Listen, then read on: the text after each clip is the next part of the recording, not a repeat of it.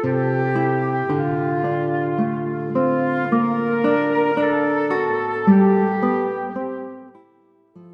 sejahtera saudara-saudara, kembali lagi bersama saya Alfian Dito Yuliandiki di dalam renungan harian pada hari ini yang diambil dari Kisah Para Rasul 4 ayat 7-12 yang berbunyi. Lalu Petrus dan Yohanes dihadapkan kepada sidang itu dan mulai diperiksa dengan pertanyaan ini. Dengan kuasa manakah atau dalam nama siapakah kamu bertindak demikian itu?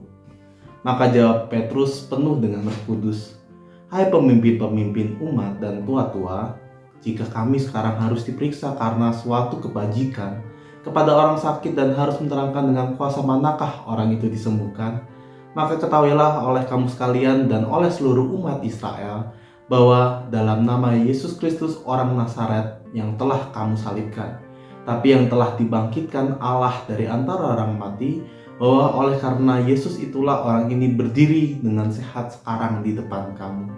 Yesus adalah batu penjuru yang dibuang oleh tukang-tukang bangunan, yaitu kamu sendiri. Namun ia telah menjadi batu penjuru, dan keselamatan tidak ada di dalam siapapun juga selain di dalam Dia. Sebab di bawah kolong langit ini tidak ada nama lain yang diberikan kepada manusia yang olehnya kita dapat selamat. Saudara-saudara, tema kita pada hari ini adalah batu penjuru. Di dalam teknik pembangunan rumah, biasanya kita tentu pernah mendengar istilah batu penjuru atau batu patokan, atau batu yang biasanya diletakkan pertama kali. Nah, bagi Bapak Ibu, batu penjuru ini ternyata memiliki fungsi yang sangat penting di dalam bangunan sebuah bangunan.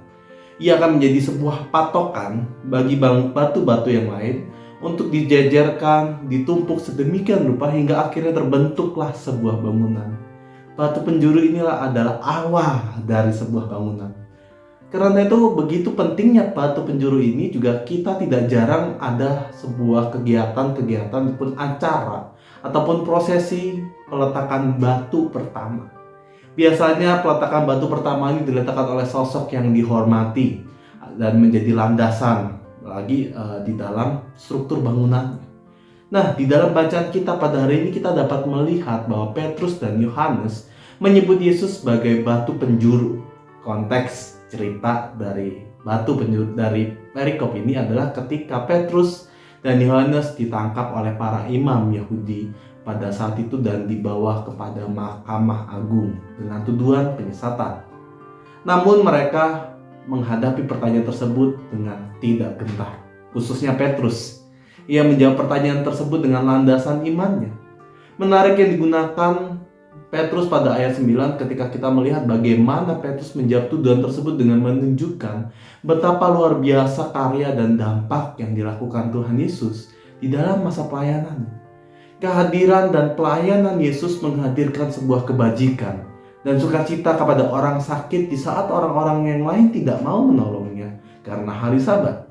Tidak hanya itu, ketika melihat lebih lagi dampak yang diberikan oleh Yesus di dalam masa pelayanannya yang singkat, kita dapat melihat bagaimana karya dan penyelamatan Yesus membawa pembebasan dari pembodohan yang selama ini dilakukan. Ia membongkar kebobrokan masyarakat pada saat itu, khususnya pada hari Sabat. Ia membongkar bagaimana orang-orang tidak mampu mengasihi sesamanya karena alasan aturan atau alasan agama. Padahal agama mengajarkan untuk mampu menyatakan kasih kepada sesama.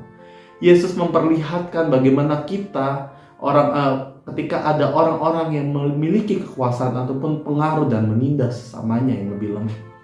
Hal-hal yang dilakukan oleh Yesus itu lebih dari cukup untuk Petrus dijadikan sebagai landasan, sebagai batu penjuru di dalam iman dan keyakinannya.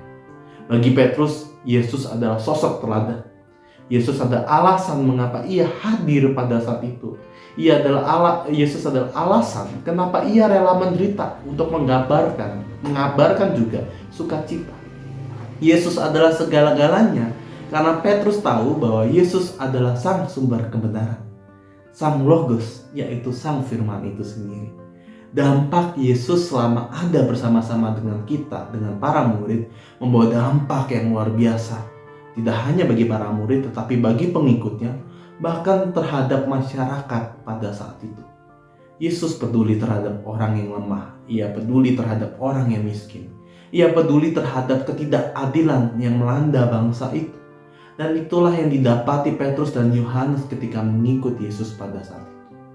Pertanyaannya adalah, nilai apa yang kita dapat selama mengikut Yesus? Mampukah kita menjadikan Yesus benar-benar sebagai batu penjuru? Menjadikan Yesus sebagai landasan hidup kita, landasan bagaimana kita berperilaku di dalam kehidupan kita.